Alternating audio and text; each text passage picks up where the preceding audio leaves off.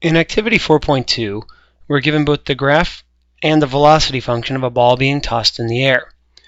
Notice, we get a few things we want to notice about it. First, notice that when, we'll call our seconds in t and this is our v, when t is in between, when t is in between 0 and 1, v of t is greater than 0. So what that tells us is that our ball, the height of the ball, is increasing between 0 and 1 second. Now, let's see if we can come up with a function, s of t we'll call it, that will give the height of the ball, or the position of the ball, as a function of time.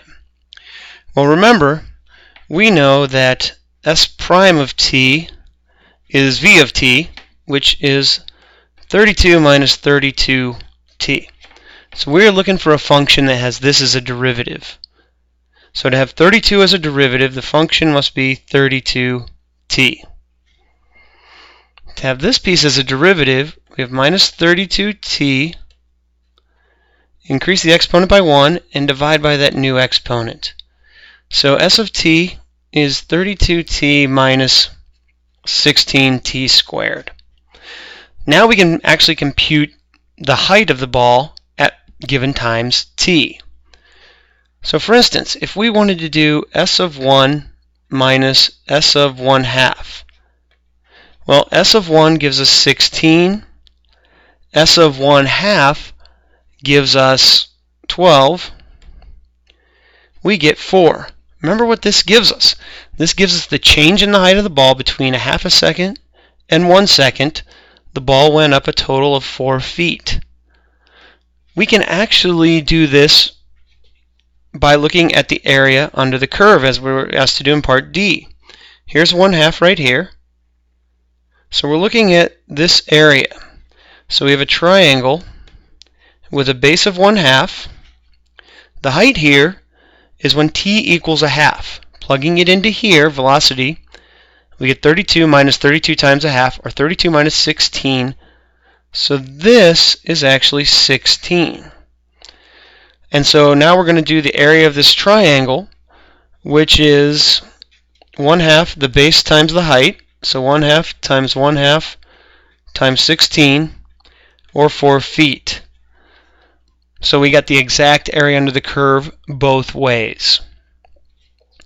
We could just as easily do this on the interval from 0 to 1. So s of 1 minus s of 0 would be 16 minus 0, or 16 feet, and thus the ball has traveled 16 feet in the first second of flight. Now that's going to give us a little bit bigger triangle, so let's outline this here. So it now has a base of 1 and a height of v of 0 is going to be 32. So looking at the area, we have 1/2 the base, which is 1, times the height, which is 32, and once again it confirms what we found analytically. On an interesting observation, if we were to do, as in there as rest in part F, s of 2 minus s of 0, well, s at 2 is going to be 0, s at 0 is going to be 0, we get 0 minus 0 equals 0. So this does not tell us a whole lot about the flight plan of the ball, because it went up for the first second and down for the second. Now if we look at how this is justified in our graph, notice if we look between 0 and 1, we have a triangle with an area of 16. If we look between 1 and 2, we have an area of a triangle of 16, but it's underneath the t-axis, so it's a negative 16. So when we go to add up these areas, they're going to cancel each other out, and we're going to get a total distance traveled of 0. Total displacement, of 0.